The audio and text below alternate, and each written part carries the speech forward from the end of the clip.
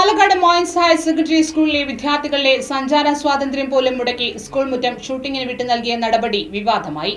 4000-ഓളം കുട്ടികൾ പഠിക്കുന്ന കേരളത്തിലെ തന്നെ ഏറ്റവും വലിയ പെൺപള്ളിക്കൂടമാണ് മോയിൻസ് ഹയർ സെക്കൻഡറി സ്കൂൾ. സ്കൂളിന് നടുവശത്തുള്ള ഒരു കൊച്ചുമുറ്റമാണ് ഇവർക്ക് ആകെയുള്ള ഏക ആശ്വാസം. അതുകൂടി പാടെ അടച്ചിട്ടാണ് സിനിമാ ചിത്രീകരണത്തിന് സെറ്റ് ഒരുക്കിയിട്ടുള്ളത്.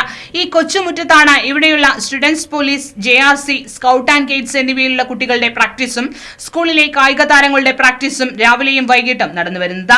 ഇതെല്ലാം മുടക്കിയാണ് വൻ തുക വാങ്ങി സ്കൂൾ മുറ്റം ഷൂട്ടിങ്ങിന് വിട്ടുകൊടുത്തിരിക്കുന്നത്. സർക്കാർ വിദ്യാലയമായിട്ടും കുട്ടികളുടെ എണ്ണത്തിലെ വർധനവ് മൂലം ഷിഫ്റ്റ് സമ്പ്രദായമാണ് ഇവിടെ ഇപ്പോഴും തുടരുന്നത്. ഇതിനിടയിലാണ് കൂനിന്മേൽ കുരുവെന്നോണം ഒരാഴ്ചക്കാലത്തേക്ക് സ്കൂൾ മുറ്റം വിട്ടു നൽകിയിട്ടുള്ളത്.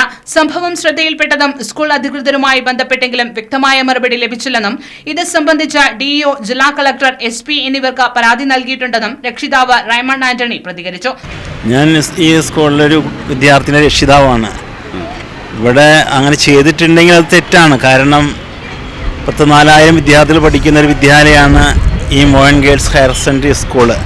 ഈ സ്കൂളിലെ പിള്ളേർക്ക് കലാകായിക മേഖലയിൽ പ്രവർത്തിക്കാൻ പറ്റിയൊരു ഗ്രൗണ്ടാണ് ഈ ഗ്രൗണ്ട്.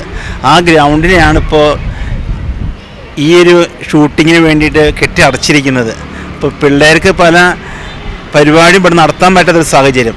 വിദ്യാർത്ഥികൾക്ക് വേണ്ടിയിട്ട് ഒത്തിരിയേറെ അത് ചെയ്യുന്നുണ്ട്, ഇത് ചെയ്യുന്നുണ്ട് ഗവൺമെൻറ് പറയുന്നുണ്ടെങ്കിലും വിദ്യാർത്ഥികളുടെ ഈ പരേഡിൻ്റെ പ്രാക്ടീസ് പോലും തടസ്സപ്പെടുന്ന രീതിയിലുള്ള പ്രവൃത്തിയാണ് ഇപ്പോൾ ഈ വിദ്യാഭ്യാസ വകുപ്പ് നടപ്പാക്കിയിരിക്കുന്നത്. അത് തീർത്തും അപലപനീയമാണ്.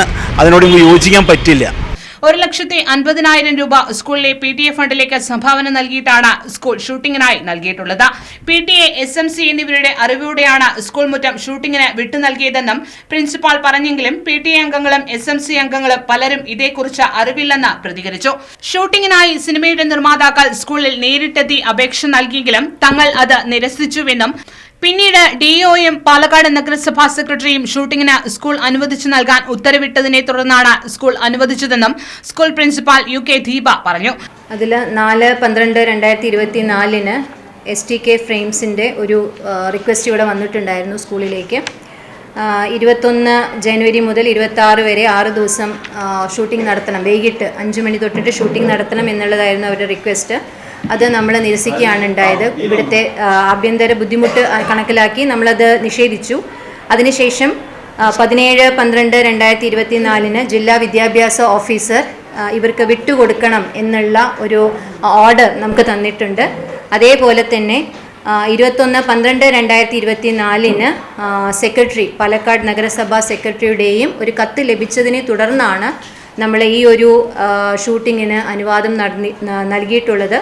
ഷെയ്ൻ നിഗം മുഖ്യ കഥാപാത്രമായി അഭിനയിക്കുന്ന സിനിമയിൽ കബഡി ടൂർണമെന്റ് ഗ്രൗണ്ടായാണ് സ്കൂൾ മുറ്റം മാറ്റിയിട്ടുള്ളത്.